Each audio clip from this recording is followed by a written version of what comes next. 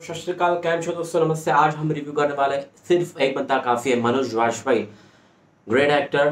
Five पे कल ही 23 मई को ये रिलीज हुए। मुझे कैसी लगी मैं बात करता हूँ मेरे रिव्यू बॉक्स में।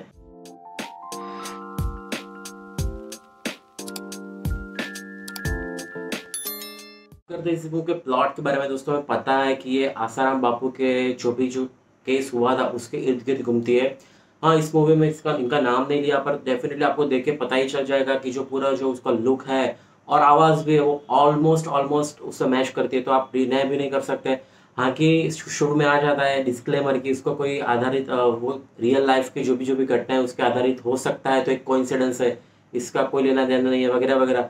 जो कॉमन सा डिस्क्लेमर डाल दिए गए तो फिर वो तो साइड में रह जाता है। दूसरी बात, फिर भी जो आश्रम के जो ट्रस्ट है उन्होंने इस पे कंप्लेन दर्ज की थी कि भी ये मूवी में आश्रम बापू के जीवन पे है और ये इनको एक विक्टिम दिखाया गया है, तो ये कितने सारे डिवोटी को, लाखों करोड़ों श्रद्धालु उसको डिवोटी को उसकी भावना को ठेस पहुंचा सकती है, तो प्लीज़ ये अलो मत कीजिए वगैरह वगैरह। कुछ ऐसा कुछ हुआ नहीं और ये कल 23 मई को आ गई है। दोस्तों, मेरा रिव्यू शायद बड़ा हो सकता है, पर आप डेफिनेटली आप सब पूरा सुनिएगा, आपको बहुत सारी नई नई चीज़ें जानने को मिलने वाली है, मैं गारंटी देता हूँ आपको। शुरू करते हैं, पहले इस फिल्म के बारे में बात करें तो बाद में कुछ और बात करेंगे, क्या था क्या नहीं वगैरह वगैरह। कुछ कंट्रोवर्शियल मैं बोलना नहीं चाहूँगा, मैं आप पे छोड़ दूंगा कि आपको क्या सोचना है वगैरह।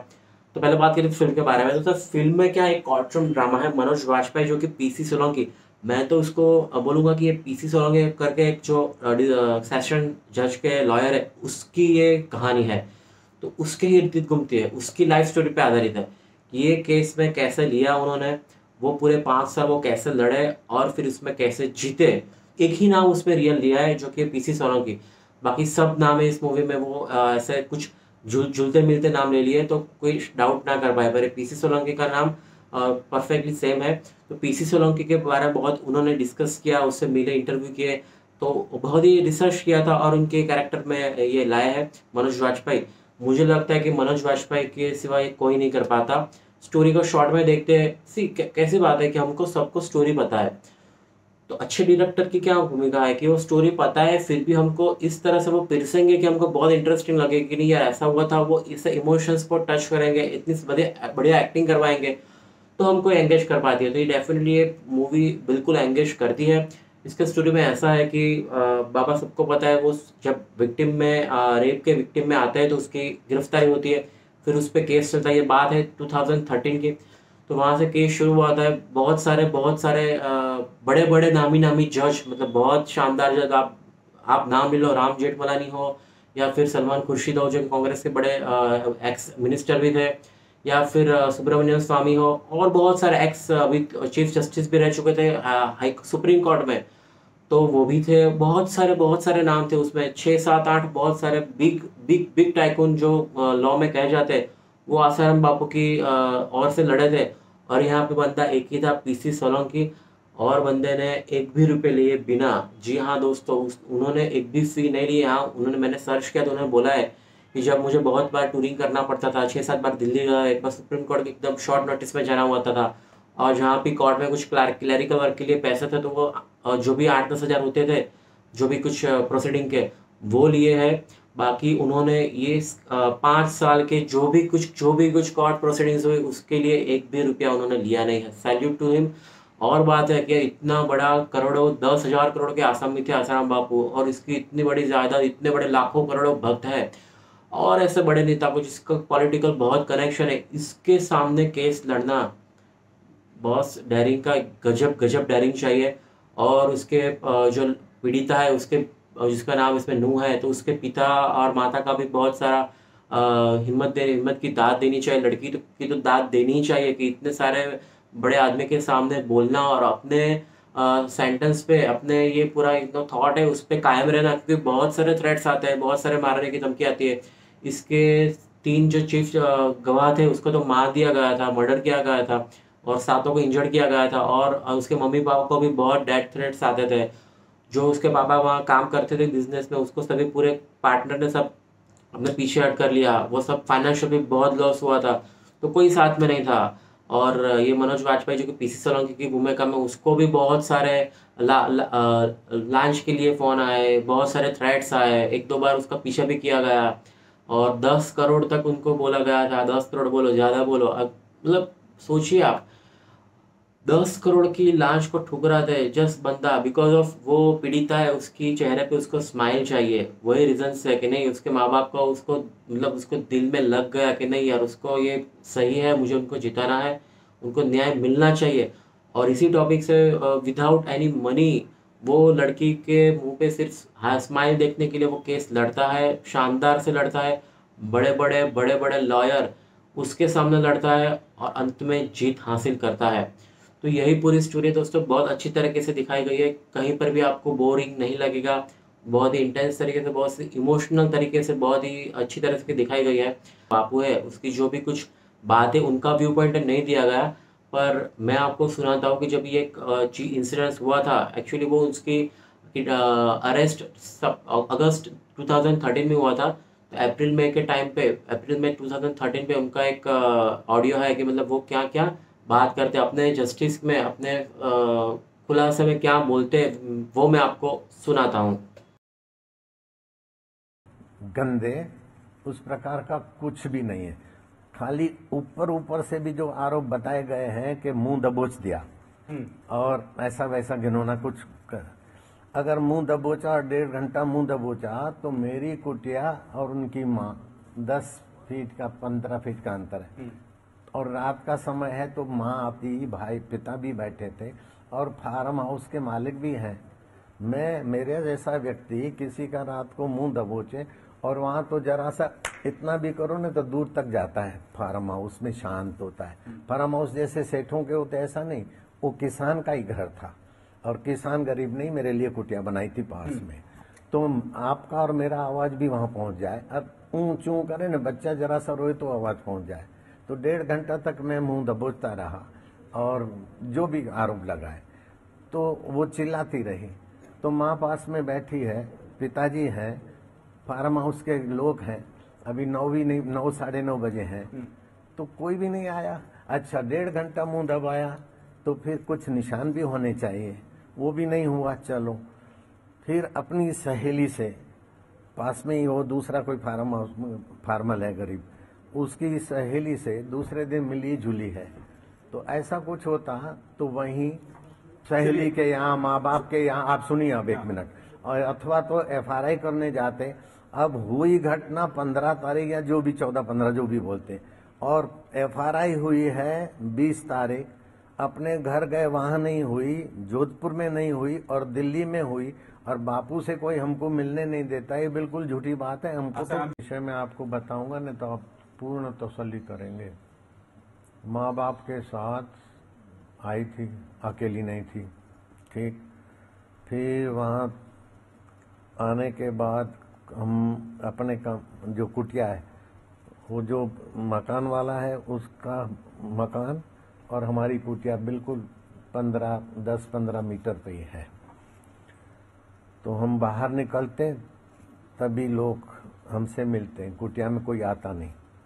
और कुटिया में जब आना होता है तो मैं जब घूमने जाता हूँ तो हमें दर्शन करना है कुटिया का, तो कोई कुटिया में प्रदक्षिणा करने जाता है, देखता है प्रसिद्ध आदमी कैसे बैठता है, कैसे सोता है, वो सब देखते हैं। तो सुबह शाम घूमने जाता हूँ तो कोई देखने जाता है, वो भी कभी कभार। तो वो भाई जब आए, देखो मैं उन्हें दोषी में नहीं बोलता हूँ, मैं उनमें से किसी को दोषी नहीं बोलता हूँ, लेकिन वो आए तो उन्होंने बताया कि मेरे को ये तकलीफ है, कोई गला दबाता है, सिर दबाता है। तो मैं कहा तुम रह जाओ यहाँ जब करो। तो वो दोनों माँ बेटी ने कहा कि नहीं ये तो भले जाए, हम रहेंगे। इतनी उनकी प्रीति श्रद्धा थी, जो भी था। उसके बाद उन्होंने जो मन घड़त बातें बनाई है उसके पीछे बिल्कुल साजिश की सुवास आ रही, सुगंधी। जैसे उनका भाई छिंदवाड़ा गुरुकुल में पढ़ता था, बहन भी पढ़ती थी। अब वो बहन इधर आ गई और 20 तारीख 22 तारीख के बाद उनका भाई को उसके बाप ने वहां बुला लिया अपने पास। तो पुलिस के द्वारा जब जा रहा था तो भाई यहाँ कोई दिक्कत तो नहीं, कोई तकलीफ तो नहीं है? तो बोले नहीं कोई दिक्कत नहीं। उसका कैमरा भी है, लिखित भी है। जब बाहर गया और कुछ लोगों के साथ मिला बाद में, उसको सिखाया गया कि यहाँ मांस खिलाया जाता है, मच्छी खिलाई जाती है और बच्चों को भूखा रखा जाता है जी।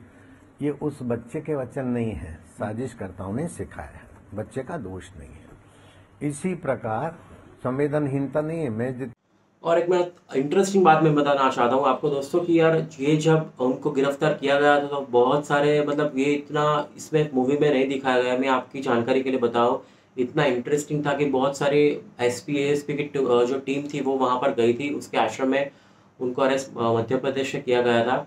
तो इंदौर के आसपास के जो आश्रम है वहाँ पर गई थी और फिर जब ऐसे अरेस्ट करने के लिए नहीं गई थी, मतलब क्योंकि बोलेंगे तो डेफिनेटली नहीं करने देंगे, तो जो भी कुछ बोला, एक सतीश करके थे, उनको उन्होंने बोला कि बापू हम तो, मैं भी आपका भक्त हूँ वगैरह वगैरह, हम तो आपको सिर्फ ये प्रोसीडिंग आपको ले जा रहे हैं, और ऐसी चीज़ें कुछ बोली, पूरी टीम थी।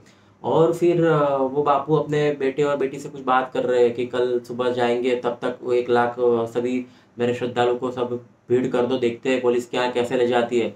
उनको फ्लाइट से राजस्थान जोधपुर लाने की बात थी। तो मतलब उनको हाँ बोल दिया कि हाँ ठीक है कल सुबह चले जाएंगे पुलिस को, पर ऐसे सिंधी में उन्होंने अंदर कुछ बातचीत की, और एक उसमें पुलिस था वो सिंधी समझता था, तो वो समझ गया कि ये ऐसी कुछ बात चल रही है। फिर उन्होंने कुछ मतलब ऐसा सीन क्रिएट करके पूरा विद इन अ मिनट सब करके उसको डाल दिया गाड़ी में, और ऐसे कैसे ले गए, मतलब क्योंकि इतनी सारी बाहर दरवाजे भी इतनी बड़ी भीड़ थी। तो इंदौर पुलिस का भी सपोर्ट वहाँ पर बहुत ही बढ़िया रहा था। तो पीछे का जो एक दरवाज़ा था, वो दीवार थी पीछे के साइड में, वो उन्होंने क्रेन से तोड़ दी और वहाँ से उनको ले गए थे।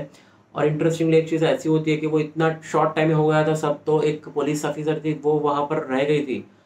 और अब सोचो कि अब ये इतने सारे इसके सेवक है, बहुत सारे इतने श्रद्धालु है, उसमें एक पुलिस रह जाए तो उसके, वो पुलिस के कपड़े में नहीं थी, तो अच्छा हुआ कि वो उसी श्रद्धालु में घुल मिल गई बाबा के भक्त की तरह। और फिर धीरे धीरे वहां से बाहर निकले और वहां की इंदौर के लोकल पुलिस से मिलके वो एयरपोर्ट पहुंचे। तो बहुत सी ये भी इंटरेस्टिंग स्टोरी थी, ये भी शायद वो मूवी में दिखा सकते थे, पर शायद फिर वो मूवी लंबी हो जाती।